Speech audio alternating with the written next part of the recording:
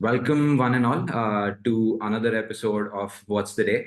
So, March has just started, and March just doesn't seem to be a regular month. I mean, out of all the months, this month has been celebrated over the past few decades as Employee Spirit Month. If you've been wondering what this show was about, this will be more about a whole conversation around how employees are important in a company and how the morale is working. I'm joined with me today by Mr. Vikas, who's an entrepreneur and also the co-founder of a company called Multipl. Before we begin, I ask Vikas to just give a brief introduction. Vikas, please. Sure. Thanks, Aditya. Good afternoon. Uh, so I'm Vikas Jain, and I'm an Indore alumni, CFA charter holder and a chartered accountant. But more importantly, right now I'm a co-founder at Multipl. What is Multipl? Multipl is the world's first spendvesting app. Now you might be curious, what is spendvesting? Spendvesting is investing for your spends. So Okay. we have heard about spending out of credit cards, taking BNPL loans and personal loans. Yeah. And of course, people do save as well for their spends. But this is something going beyond saving, Mhm. investing for your spends. And it's a dual benefit model wherein one benefits from the investment returns as well as the brand benefits, for Mhm. which Multipl has tied up with more than 70 brand partners across categories, Right. categories like travel and the jewelry and gadgets and shopping and so on. So Okay. yeah, this is the brief introduction. Sure. Thank you. Uh, Thanks for joining me in. So, Vikas, just beginning the conversation, there's this one favorite question that I have. So, before I asked you for the podcast episode itself, did you hear about Employee Spirit Month? Uh, Ever heard about it? No, no, I never heard about that.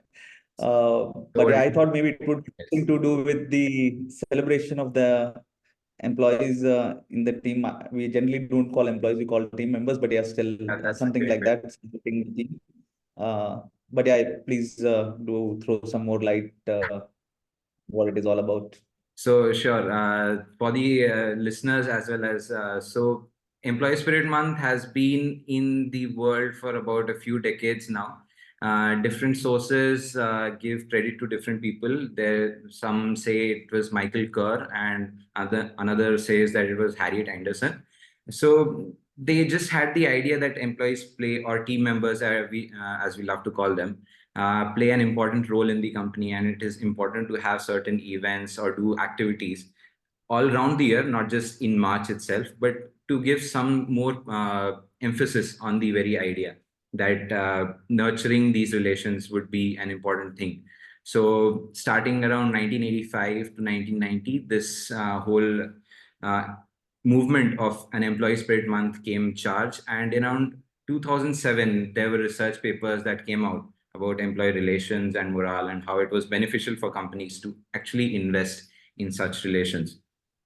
So I'll start with something from your company's perspective itself. How big is it currently, as in your team size? So right now we are 40 Okay. team members. And so from starting from the early days to now, where you have a team of 40 people, how has employee relations or team member relations changed, or how has your perspective developed over time? So see, initially when we started, we were just about 10, Okay. including three of us co-founders. Hmm. And it was more like a small, close-knit family. And we started right in the middle of COVID.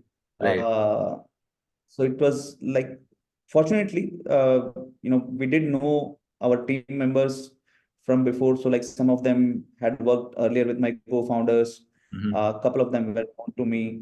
And that's how it was easier to get along despite the COVID challenges, wherein we were not able to meet for quite some time. In fact, uh, if we have to see, like when the entire team met for the first time, that time we were around 25, and that was in March 22. Okay. Before that, maybe we would have met in person as small groups. Right. But because it was a small team, initial members known to each other, even when Yeah. it was growing a little bit, say from 10 to 15, 20, still that bonding was very strong. The personal bonding was very, very strong because it was a small team. We were Yeah. talking to each of them between the Mhm. three of us. We were having great personal rapport with each one of them. Yeah. But however, as we grew from say 20 to over 40 people, and that happened very fast in a Right. span of quarters in Yeah. mid 22 to late Hmm. 22. And it did bring some challenges. Like we lost a bit of personal connect as the size grew. But I think it's a price you have to pay for growth. Hmm. Probably gets addressed through HR policies and some activities that we might have. Hmm. But still, the personal connect is something that you will tend to lose as you grow as an organization. I mean, the very strong personal bonding which we had with the initial set of team members uh, might be difficult to replicate as we grow. Doesn't mean that we are not accessible. We are Yeah. accessible to the entire team, Hmm. but just that the time gets divided between more people. So it's not possible to have that kind of a connect which you can have with a small team. Right. So I mean, you must have made a significant set of rules, policies that would have come up, right? Have they changed or have they stayed the same over the course of the 2 years? So policies do have to evolve as the Yeah. team grows, So how have they? because Yeah. as I said, like, see, in the very early days, the personal connect is so strong, that rules are not really needed, right? It's entirely a trust-based Yes. equation. Right. I mean, you trust each other to completely. Hmm. Not that the trust is not there. Even today, it's a highly trust-based culture, transparency-based culture in the organization. But yeah, as the team grows, we do need to have certain rules in place, Right. around overall employment, around certain specific functions, around the work hours and other things. Regulatory things also kick in, right? Because beyond a certain number, there are regulations also which come into play, and we are bound to have those policies as per law as well, as we grow beyond a certain number. So those changes have certainly happened. Okay. Are there any specific activities that you undertake? Obviously, in COVID, it must have been a challenge, right? To bring people together. You must have had meetings or some activities online. But then the transition, Yeah. since you are a company that took birth in COVID, you had that different kind of experience where people were essentially an office only company and then they went online. But you went reverse, right? So how has it been different Right. probably for you? Uh, Right. So yeah, in the initial days, I mean, after the first few members who were known, of course, new members joined in the team, and we used to have activities, as you mentioned, online activities. Sometimes certain games, or uh, often it would be, as the team was growing, it would be just every week there would be an intro session of the new team member, wherein, of course, everyone would pull their legs, uh, crack jokes and all. So that was a way to kind of replicate that. Hmm. Water cooler conversations which we were otherwise missing. Right. But in, March 22 was when we had the first team offsite, Right. and it was a really great get together because we combined it with the wedding of one of our team members at Jaipur. Oh, nice. So it was great fun. So during the days, it was like hardcore, work. But later in the evenings, it was wedding celebration on a couple of days, and the other 2, 3 days, it was just going around shopping, dining together. So it was Hmm. a great way to bond together after having missed that initial camaraderie in the initial days. It was a great way to bond together as a team, and that really helped the team to get along. And some of those uh, like interactions actually led into team members becoming really fast friends as well, right? So Yeah. some of them might have moved on to bigger things in life, maybe going for post graduation, Yeah. MBA or something, but they have kept in touch with other team members including us. So that was a great way to bond together, especially the whole idea of going together for a wedding. That Hmm. was something fascinating for everyone because the entire team was there for a wedding. Rarely happens, Right. right? Because Yeah. as the organization grows, it is practically not feasible. But there, for the first time, the entire team was together and together at a wedding of a team member. So that Mhm. was pretty exciting for everyone. Now, this will be a little, I don't know. In certain companies, the transition from a professional relationship to a familial relationship, as in becoming known to each other's families, it's not very common, at least in the current generation. But you probably have seen people meet families and then. So, do you see the positives and negatives? Are there any pros and cons that you see when it comes to building employee relations in that fashion? uh, So could get a little. yes, see, sometimes it becomes difficult because when you become like a close-knit family, sometimes it is difficult to be a little critical. But at the same time, I think the way we have tried to build up the culture is not to go on one extreme or the other, Mhm. but be more balanced. So Right. we don't want to be like a hardcore, cutthroat kind of an environment, which Right. may be characteristic of many startups. Mhm. We do want to have a humane side to things, Mhm. but at the same time, work and business should not suffer because of that. So True. we would want to totally understand, if there are difficulties, we would want to talk out, help out people. But at the same time, we do expect a certain level of accountability and responsibility as well. Mhm. In fact, the whole philosophy of the company is based on balance, right? Balancing saving and spending. Right. So that's the philosophy on which we work in all the matters, including employee relations or relations with team members, as Mhm. we call. That it has to be a balance. It Right. has to be there has to be human side also to things. It can't be just okay. You have to do certain work, and we don't care about what difficulties you might be going through. Mhm. We would want to certainly understand, help, and give an opportunity to improve things. Right. So, talking about balance, we'll talk about something that probably the larger audience can also learn from, in the sense that you've worked in a big firm in the past, coming from a cutthroat competition of the corporate environment. You're now leading your own company. How is it that you've picked up something that was good, all good, and something that was not so good, and implementing it here, and probably something that other entrepreneurs can also emulate? Sure. So, see, while at Goldman, maybe I was a bit lucky to have really good bosses there. Initially, I started working with the New York Financial Services Group. So Mm-hmm. my MD, Mrs. Zone Zeef, she told me something which really, struck me, and I remember it forever. That, see, if you have to grow, you have to take people below you along with you. So basically, you have to help them grow, because if they grow, then you will grow. Otherwise, you can't grow, Yeah. right? If your subordinates grow, only then you can grow. So that is something I've always, carried in my mind, and I always try to share as much knowledge Mm-hmm. or experience as I can, with the younger members of the team, because I think as they grow, we will together grow. So that Right. is one learning, because she was also very kind and generous to have, spend time to walk me through things and share her experiences learning. So I do try to carry forward the same. So that is one good thing. Secondly, uh, in terms of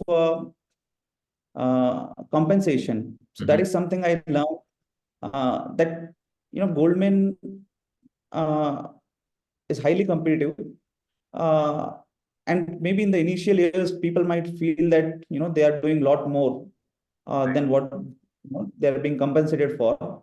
Okay. But that is again something I learned from my bosses, that as you stay, Mm-hmm. uh, loyalty is rewarded. Right. Compensation over time is fair. Mm-hmm. And again, apart from being fair, I think more than fairness, it's also a business imperative, because unless you pay people fairly over Right. time, Mm-hmm. they are bound to leave you. And it doesn't make business sense, right? If you have good people and you have nurtured them, Mm-hmm. you have spent time in grooming them, then making them leave by trying to save a few dollars Yeah. doesn't really make business sense. So that is something we certainly take care of in ensuring that we are compensating people fairly, irrespective of other factors. Sometimes market conditions are really bad, and you may try to squeeze as an organization, but doesn't really help. Right. Of course, we have to be cognizant of market scenario. If there is funding is a bit tight right now in startup world, we might have to cut down a bit on costs. So all of those things we have to take care of.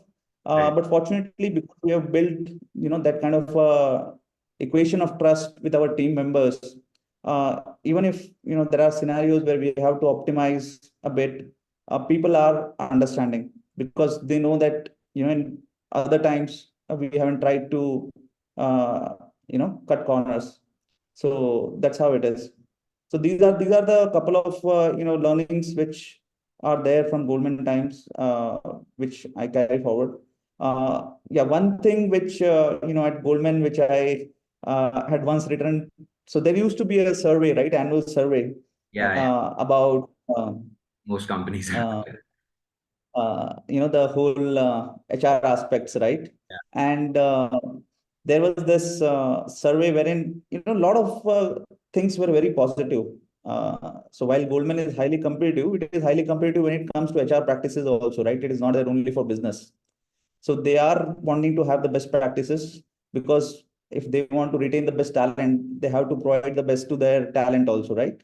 But one complaint which was there about was the working hours, Yeah. right? Which was consistent across regions, across functions, and that is something I had written to the Goldman top management also about it, and I did not get an answer to it as a response to my mail, but the answer was there in one of the town halls.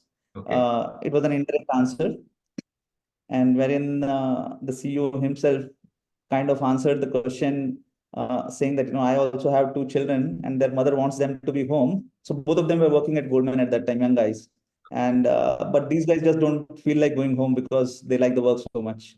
Uh, So, but over the years, I think once there was one case where one of the young guys in the investment banking division kind of collapsed, and then Goldman also came up with policies where they restricted the work hours. So that is something which we want to ensure, that we don't want people to get burnt out mhm. or stressed out so much that it becomes a burden to them.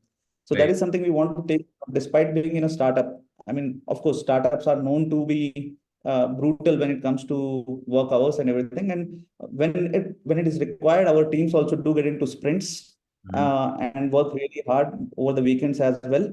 But we don't want it to become like a consistent 365-day practice, Right. wherein people get burnt out after 6 months or 1 year, or 1.5, 2 years. People get burnt out. We don't want that. So I think there's this instance, I mean, there's this folklore there in the corporate world that a manager once, I mean, an HR once asked the manager, why should we be investing in our employees? What if we invest in them and they leave? But the boss just says that, what if we don't invest in them and they just stay? You are now left with employees who are not growing and are not competent enough. So there, that thing does come into play. Even I was lucky enough in my first job, just before my MBA, I had a good manager and my L2, as they call them. So we got this opportunity pretty early to learn hands-on, and then as soon as 1 year passed, we had juniors, and then we just had to get them into the groove as well, and so build that relation from there itself. So going down, even hierarchy probably plays a role. I don't know how your you've set up, whether it is hierarchical or a flat. Uh, what do you prefer? You must have worked in a hierarchical as well as a flat structure, probably. So see, ours is a fairly flat structure. As I said, like, although we have grown to 40 now, we are all three of us are still fairly accessible to the team. They can reach out to us anytime, Mhm. uh, you know, in person, on phone, on message, wherever, WhatsApp, whatever, they can reach out to us. So we are fairly accessible, and we don't really believe in a hierarchical structure. Of course, there has to be some defined accountability and responsibility, but we don't believe in a fairly, hierarchical structure. See, in a very large organization, it might be required to maintain some sort of order. But again, for me, as I said, like fortunately, I enjoyed a very good rapport with my bosses. So, apart from the New York Financial Services Group, I worked for a larger part of my career in the Indian oil and gas research team. Right. And my boss, Nilesh Banerjee, we had a great personal rapport with each other. A lot of things we discussed beyond the oil and gas. Got to learn a lot from him. And I believe the same. I mean, I don't want to have any kind of a hierarchical structure wherein I don't want anyone to feel subordinate. And same is the case with my co-founders, Paddy and Jax as well. So that ways, I think it's pretty clear. I mean, we are very open to each other, and we don't have that boundary because at the end of the day, I mean, maybe in a professional sense, there might be a difference. But once we, look beyond that, then, I mean, all of us are just humans, right? I mean, Yes. so we don't want to create that kind of a hierarchy. There is no sir, madam culture in our organization. I mean, sometimes when people join, they call sir, and the very moment we tell them there is no sir, madam culture here. Right. Yeah. Um, there was this now since we've talked a lot about this employee morale and you've got to know about this. Do you have anything in your mind that you want to do this March other than performance appraisals? Uh, So, I mean, now that, so while we, as I mentioned, from whatever I have shared till now about the culture, the hierarchy, and the way we work, you would have known it's like a employee spirit month every month. But still, now that you have pointed it out, of course, I will work along with team members to see what we can do, mhm. in terms of some activities wherein, we can, maybe work on getting the bonding stronger. Yeah. Because as I said, like, earlier it was a smaller team. Even when we went to the offsite as a team, we were just about 25. And then we had another offsite when we opened our office here in Bangalore. And that time the team was larger. So it helped in bonding. So right now we don't have any such plans, but we will certainly plan some activities wherein we, get together for some fun sessions. And one thing is, when I was saying, right, like why we leave the spirit, Mhm. I just want to highlight here when we opened our office in Bangalore Mhm. in 2022. While we took, of course, the help of a professional interior designer, Mhm. a large part of it, was also with contributions from the team. Right. So when we designed the office, a lot of ideas came from the team itself, and they could relate when they came into office. They could relate to the office because they had themselves helped design this one, right? Right. So that ways, here, in a lot of things, when we do, the team is involved. So it's not like they are just restricted to their particular areas of work. Right. Beyond work, also they are involved. So that feeling of togetherness, or in that spirit of being associated closely with the organization, is something that has been always imbibed because of these activities which we do. Apart from, of course, there are other regular activities like, a team lunch which we have once or twice in a month on Fridays, and certain online sessions, because we have a distributed team. So apart from Bangalore, we do have people across the country still, because we started in COVID, and that was something, flexibility is something which we can't do away with, even if we wanted to, because it become so much a part of the whole tech field. So we do, we will have some activities, some fun sessions to kind of get the team together and bond again. Since thanks for bringing the flexibility part, because there are a lot of companies, especially multinationals, calling employees back to office. What do you have? I mean, what is your perspective on that? Obviously, a lot of companies want their employees to come to office, want the team members to come together. But then, what is your perspective on that? Enforcing or So, an optional thing? so see, we till now we have been providing the flexibility, but there are certain areas, certain functions where we think being in office works out better, uh, especially where we have to sit together, brainstorm, uh, rather than in certain areas maybe you are working on particular parts of the project. It is maybe fine even if you're working remotely. You be a part of the daily team call, stand up call, and then rest of the day you just keep working on the stuff that you are supposed to work. But in areas like marketing or product or design, maybe it works out better when we have to brainstorm together. All these functions have to brainstorm together. It works out better when we are all at one place. So accordingly, we are kind of balancing it out again. So wherever it is really required, we are encouraging people to be in office, Mhm. and where the flexibility is possible, we are providing the flexibility. Okay. I think I'll go a little to from on the product side that you are offering to people now. From the multiple spend vesting profile and offering. Is there something that you preach to your employees as well? As in, there's one thing that you do for your customers, but what do the employees? Oh, of course, of course. So see, we eat the same food that we serve. Okay, So almost all the team members have their goals on the Multipl app. okay, We also have an offline, highly personalized service for HNIs and NRIs, and some of the senior team members are also our clients for that service.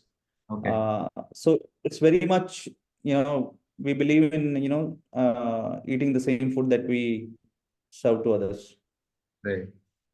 So that's, I mean, it was an amazing turn of things. I mean, for companies to actually even consume what they're offering to others, because a lot of companies, I've heard a lot of founders just say that we don't use our services.